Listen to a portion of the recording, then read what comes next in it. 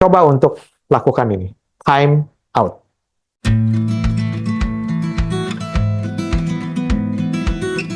Konflik rumah tangga yang sulit memang kadang-kala tidak terhindarkan ya dalam kehidupan keluarga kita.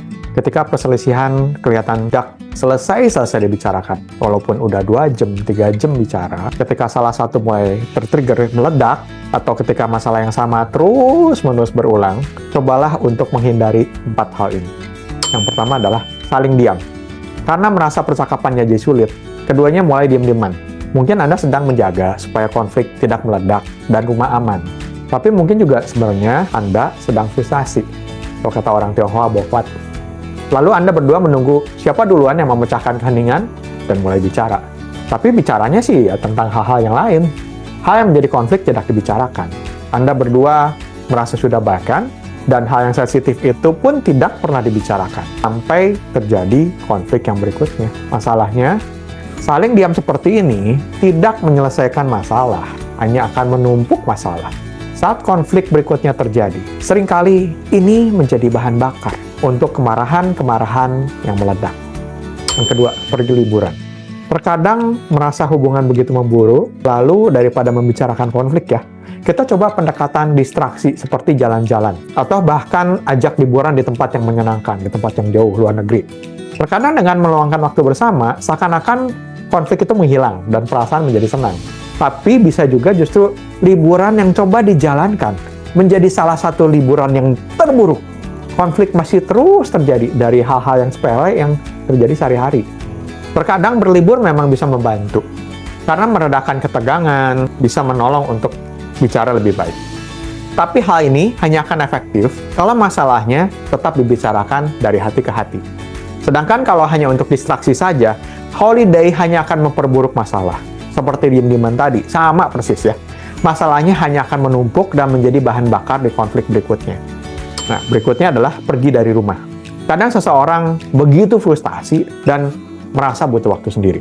Sebenarnya mungkin yang dicari adalah ketenangan, karena merasa dengan pasangannya tidak bisa tenang dan tidak bisa aman. Ya. Kadangkala suami atau istri yang pergi dari rumah itu berkata, aku tuh perlu waktu sendiri dulu. Mungkin dengan demikian, aku bisa kangen sama kamu. Berpisah sementara bisa menolong untuk kita merasa lebih tenang dan bisa bekerja dengan baik, tapi kita bisa menjadi terlalu nyaman loh. Kita terlalu nyaman dengan diri kita sendiri, sehingga merasa tidak lagi membutuhkan pasangan kita. Kita mulai melihat hubungan kita menjadi tidak ada gunanya, karena hanya terus diisi dengan berantem dan saling melukai. Rasa kangen yang dicari tidak akan pernah muncul kalau keributan-keributan itu terus terjadi sebelumnya.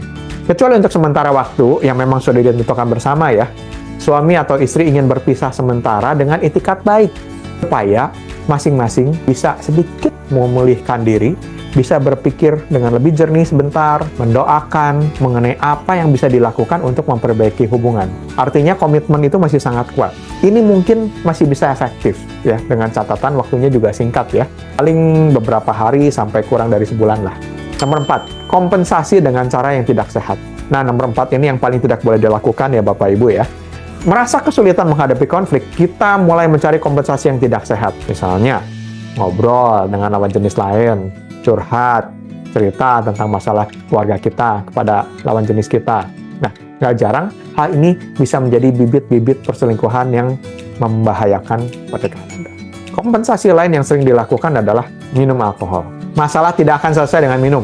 Nah, batasan psikologis dalam minum alkohol yang masih dianggap sehat adalah untuk pria 5 kali sebulan dengan jumlah yang diminum setiap kali maksimal 5 takaran. Untuk wanita, 4 kali sebulan dengan jumlah yang diminum setiap kali maksimal 4 takaran. Ukuran ini tidak memperhatikan apakah sudah mabuk atau belum mabuk. Karena bahkan sebelum kita mabuk, perilaku kita sudah mulai berubah. Apalagi kalau mabuk, kondisi rumah tangga akan semakin kunyap. Kompensasi lain misalnya melakukan hobi, lembur, supaya bisa menghindari ngobrol dengan lawan jenis. Ini merupakan strategi yang sama sebenarnya dengan diam-diaman, ya, distraksi aja. Daripada melakukan 4 hal di atas, cukup 1 hal yang dapat memperbaiki masalah atau konflik yang berat itu ya, yaitu ya dibicarakan dengan pasangan. Seperti bicara dengan orang yang kita cintai. Apapun yang dilakukan sementara, entah itu diam, entah itu liburan, pergi sementara, Anda tetap harus membicarakan masalah itu dengan baik. Luangkan waktu untuk diskusi. Paling lama 1 hari setelah diam, atau sisipkan waktu di tengah liburan di mana tidak ada yang mengganggu Anda berdua berbicara. Lebih baik lagi, kalau Anda berdua tidak perlu melakukan keempat hal di atas, tapi membicarakannya dengan teknik pasangan. Saat konflik memanas, pembicaraan tidak kunjung usai. Dan sekalipun Anda menjelaskan berulang kali, pasangan kelihatannya tidak mau mengerti, coba untuk lakukan ini. Time out. Aturan untuk time out adalah bicarakan kembali paling cepat 20 menit untuk meredakan emosi, dan paling lambat 1 hari. Anda harus memulai konflik dengan lembut, yaitu dengan mengatakan perasaan Anda, bukan mulai menyalahkan atau menyebutkan apa yang salah yang dilakukan dengan pasangan. Mulailah dengan kata-kata, aku merasa, sebutkan perasaan Anda, dan saat kamu melakukan kejadiannya apa.